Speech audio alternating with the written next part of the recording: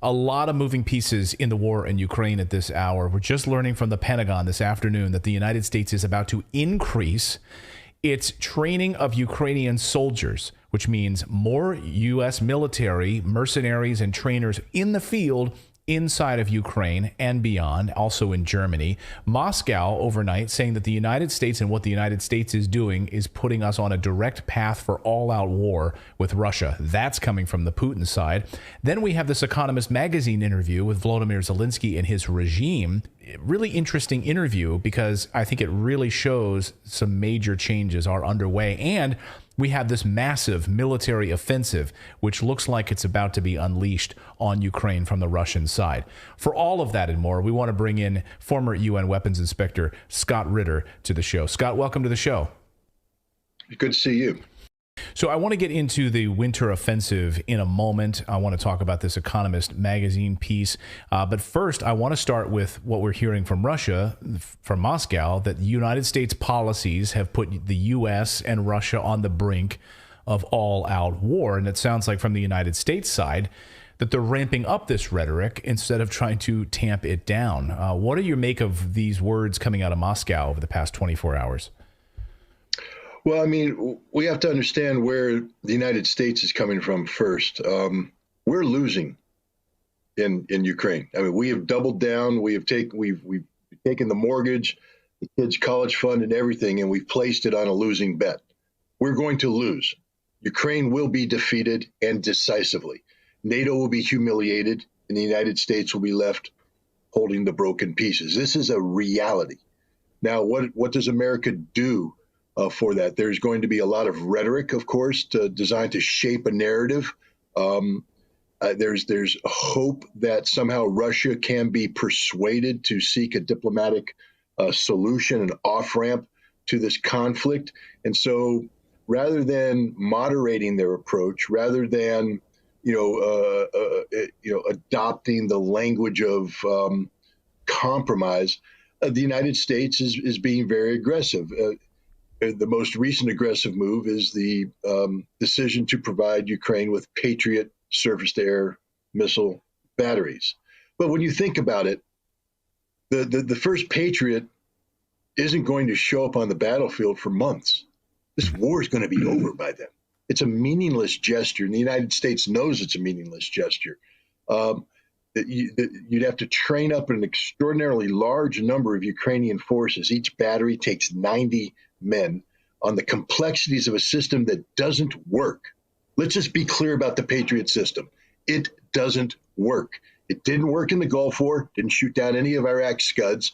It shot down more Allied aircraft during Operation Iraqi Freedom than Iraqi missiles, and it was unable to protect Saudi Arabia's Aramco oil fields from the Houthi drone attacks a couple years ago.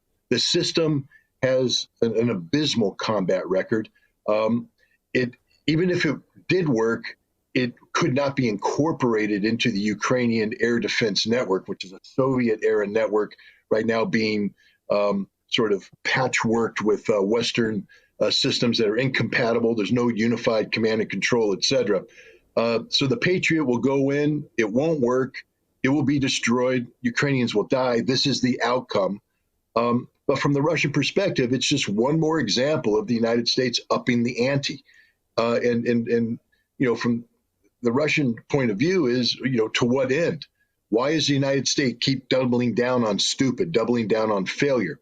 At some point in time, if you keep doing this, the trajectory leads to the inevitability of a conflict, military on military contact between Russia and the United States, Russia and NATO. So I think Russia is doing its due diligence by calling the Americans out on this, saying this is a very dangerous direction that you're headed on. You might want to think twice about continuing down this path. Zelensky and his whole regime sat down with the Economist magazine, which is, laughable. The Economist magazine, laughable in and of itself.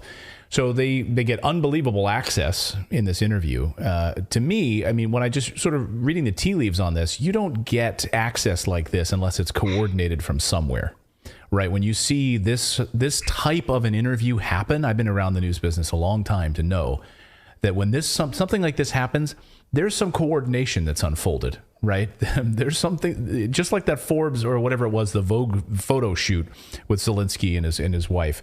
So just your take on this. I mean, basically it seemed like a big PR move, this Economist interview, but there were some really interesting nuggets that came out of this interview. What was your take on this? Well, first of all, the silence of Zelensky. He was present, but he wasn't a factor. The star of the interview was General Zaluzhny, the head of the Ukrainian armed forces. He was the centerpiece of this interview, which speaks volumes about the precarious situation that Zelensky finds himself in today. You know, he's always been an artificial construct. He is not the Churchillian figure that the media has portrayed him to be. He's an empty suit, and now, you know, his usefulness appears to have run its course with Ukraine facing inevitable defeat. I keep coming back to this. Ukraine is losing, has lost, will lose. It's over. Everything's over except the dying. There's going to be a lot of dying. The West now, I believe, is recognizing that General Zaluzhny is the only hope for Ukraine, that at some point in time, he's going to have to squeeze Zelensky out of the way. And look at how the Russians have responded. They openly despise Zelensky. No Russian is talking about sitting down and negotiating with Zelensky anymore. Zaluzhny, on the other hand, who is no innocent. I mean, this is a man who took a selfie with Stefan Bandera's portrait in the background. Right. But the Russians say he's a man of honor. He's a good warrior. You know, he's put up capable resistance. His forces have fought bravely. I mean, they're saying all sorts of superlatives about this guy. Why? Because at some point in time, they are going to be sitting down with Zaluzhny to figure out an end to this conflict. It won't be a Western, dictated negotiation. It'll be the Russians dictating terms of surrender, but at least they'll have somebody that they can do business with. And so Zaluzhny, if you listen to his words, he was all but saying, this is what's going to happen. I mean, yes, he's cocky. I can beat these guys, he said. I can beat them. But in order to beat them, you got to give me 300 tanks. 500 infantry fighting vehicles, 500 artillery pieces. In short, we have to give them an army. So you can't beat them. It sounded like there's that movie Downfall with Hitler in the bunker in the final days, moving imaginary German armies to defeat the Russians. And that's Zaluzhny. Where's Steiner? Where's Wink? Dude, you don't have an army because they're all dead, because the Russians have killed them all because of the stupidity of your president. And you know this. He basically said, if you don't give me this, and I understand you probably can't, then we're going to lose. And we need to prepare for that. That's pretty much what he said straight up. We're going to lose. The Russians, for the first time, you have a Ukrainian general saying, hey, the Russians know how to fight. This military they're bringing in is very capable, and they're getting ready to launch a big offensive. And we don't have anything to stop them. That's why we need 300 tanks, 500 infantry fighting vehicles, 500 artillery pieces, which you can't give us. Therefore, we're not going to stop him. That's my takeaway from The Economist. It is literally setting the stage for Ukraine, the inevitability of Ukraine having to accept dictated terms of surrender. The question now, is it going to be sooner rather than later? With Zelensky, it would always be later, because he is married to this extreme position of, we will only surrender once we recapture all the territory, drive the Russians out of Crimea, and capture Putin. I mean, he had one of his advisors saying, hey, we're going to cut Putin a break. When this is all over, we're going to try him, but we won't give him the death penalty. I mean, what kind of mushroom-driven fantasy is going on here? So The Economist, I thought, because it's a very influential, this was an interview done for the Americans, for the West. This was a setup for the West to shape the inevitability of a Ukrainian defeat. So that's the importance of it, because the Economist, I think you and I share a mutual loathing for the entity, but we have to acknowledge that within the Western media, establishment, empire, it is an influential outlet that people listen to. So when you have something like The Economist, which is normally leaning very right, very aggressive, very hawkish, taking the lead on an interview of this nature to set the future narrative of inevitability of Ukrainian defeat. It's a big deal. Yeah, as you said, it wouldn't have happened unless it was given the green light from not just Ukrainian sources, but Western sources. British, Americans said, we need that interview to occur now. Right. Totally coordinated. That's what it smelled like to me. Piece of propaganda. I think you're right about that. It's really interesting. So Zelensky being pushed out. We even saw over the weekend at the World Cup, he recorded that message to be played at the FIFA World Cup, and the FIFA organizers just like, we're not going to play that video. Like, we're done with you now. We're done with your Zoom calls popping into these different events. So that brings us then to this big winter offensive. So overnight, we're seeing big moves into Donetsk. Of course, there's been massive attacks by the Ukrainians against the People's Republic of Donetsk over the past week and a half. Highest number of shells we've seen in a 24-hour period. So Russia moving in to that region. Of course, we've been waiting for this massive winter offensive for the ground to freeze. Where do you think we are with this winter offensive? Is this something, according to your sources, that this might happen before Christmas, after Christmas? And the numbers I'm seeing too, 1.2 million on the Russian side, ready to go, and upwards of maybe 200,000 on the Ukrainian side. This sounds like lopsided. Yeah, I don't know how many the Russians have. That's a big number, 1.2 million. My guess would be closer to 700,000, but that's still a big number. Yeah. The Ukrainians, 200,000, I think, might reflect trained troops. They might be able to bump that number up to 500, 600,000 with untrained reservists, just raw meat to throw in.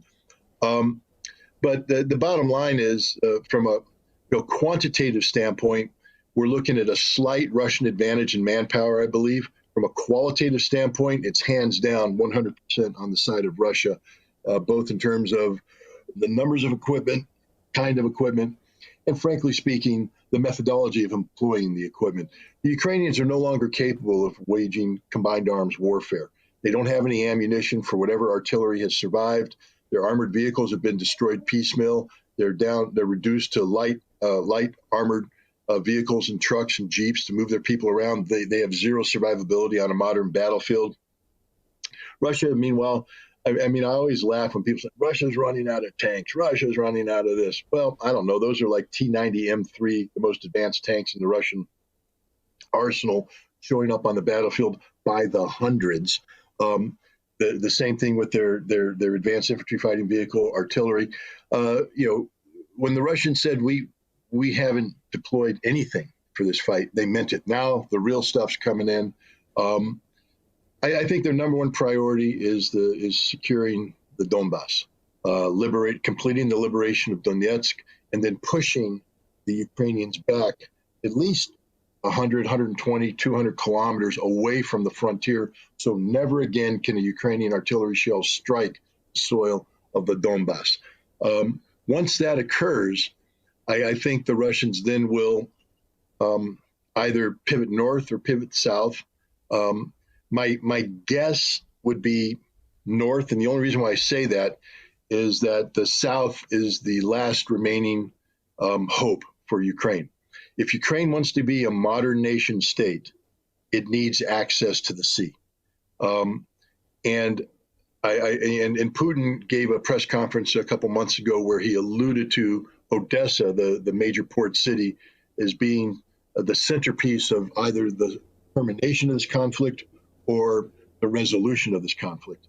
So I don't imagine the Russians would shut the door on Odessa.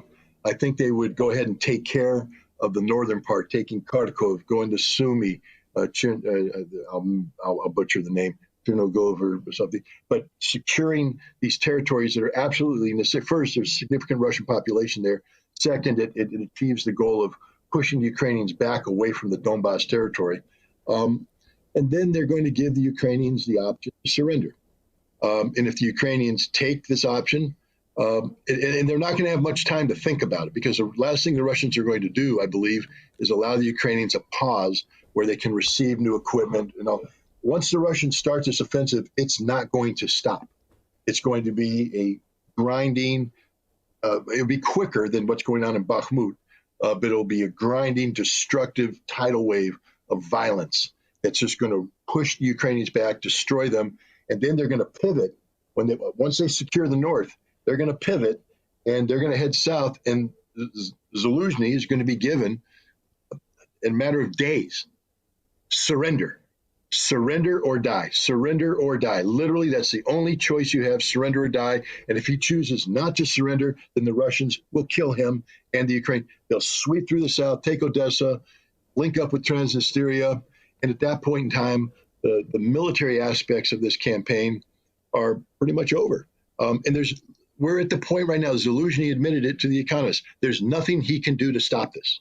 There is nothing Ukraine can do to stop this. Literally nothing. It is going to happen.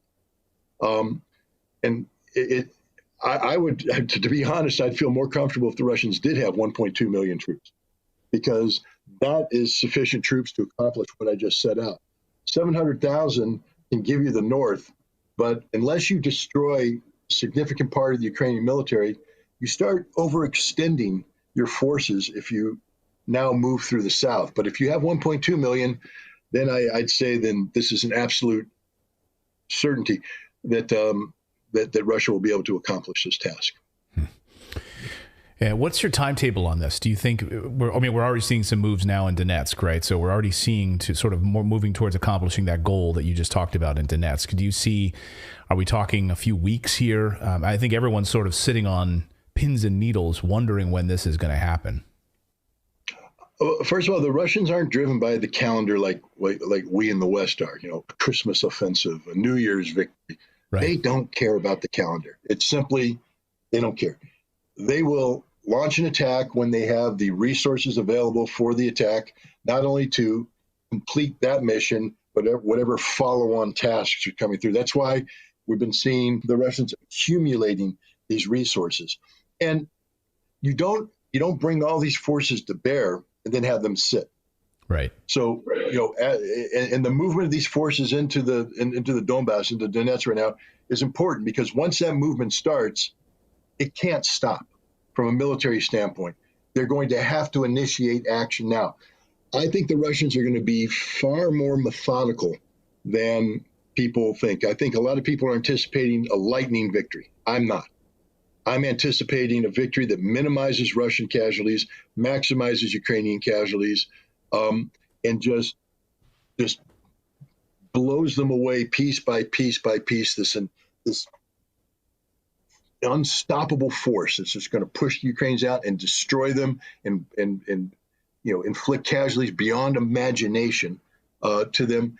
But it's going to take time. I see the liberation of Donetsk. I see the pushing out into the north taking months, finishing sometime in the spring.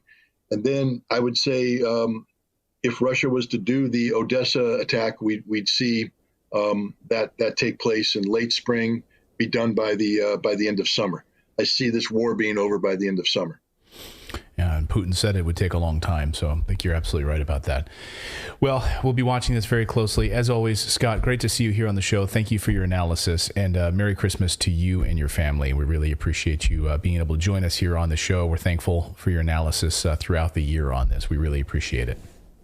Well, thank you very much, and Merry Christmas to you, and Happy New Year. Thank you. And I want to call attention to something, so thanks so much, Scott. There's a video that just surfaced like a short time ago this afternoon. Vladimir Putin sitting down with the new head of the Donetsk People's Republic in Donbass, as well as Luhansk, and going over basically the numbers on the number of attacks that have unfolded over the past few weeks. And just watch like Putin's hand in this video. He's just like, maybe we'll play it twice. And he's like, all right, tell me these numbers. Tell me these numbers. What's been happening here? And you can see that he's like, I don't know. To me, it seems like he's wrestling with something, like getting ready. And I think this video and these meetings that they made public today, I think that this is a bit of a PR move. I think that this is to show the rest of the world, like what's about to happen. Mm-hmm. This massive offensive that's about to happen. I think this, to me, is clear video propaganda on the part of the Russians to show, Here's the genocide that's been happening in Donbass for the past 8 years. Yeah. Here's our justification for what's about to happen, which is going to be total destruction. So watch this little interview that he did with the Donetsk People's Republic acting head. Watch. Но если брать только Донецк, только со 2 по 18 число у нас погибли 21 человек, 94 человека получили ранения, 460 домостроений.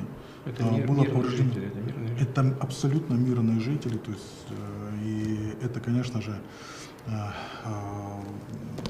вызывает очень серьезную, то есть, как бы, реакцию с нашей стороны, то есть, и наши подразделения делают, то есть, имеется в виду вооруженные силы Российской Федерации делают все возможное. I don't know. I just see in his eyes like shit's about to hit the fan. Like, we've been warning you to stop attacking civilians, stop attacking schools, stop attacking hospitals, stop attacking churches, stop attacking all of us, and you haven't listened. And this is why we're here in the first place. And there's a separate piece, a separate interview that he did where Putin speaks and he says, look, the Western media will not cover this story. They haven't covered it for 8 years, the attacks in Donbass. They have not. They've ignored the genocide that's been unfolding there, the ignoring of the Minsk agreements. The West isn't covering it. The Western media will ignore this story. They have been ignoring the story. So interesting. And I think to me, that's a PR move. They're putting this out because that's what's about to happen. This is like the justification for it. We also got some new video this afternoon too of what Mariupol looks like. Now remember, Mariupol was like destroyed in Donbass. And remember, of course, then the Russians came in and we showed you the video a few months ago where they brought in all of the construction trucks to start rebuilding. And so the Ukrainians have still been attacking with U.S. made weapons, by the way, of course, U.S. and HIMARS weapons, attacking other parts of the Donbass and still destroying a lot of buildings. But here's Mariupol. Look at this. Was again a few months ago. This was totally destroyed. This is the new. Sorry, I thought it was muted.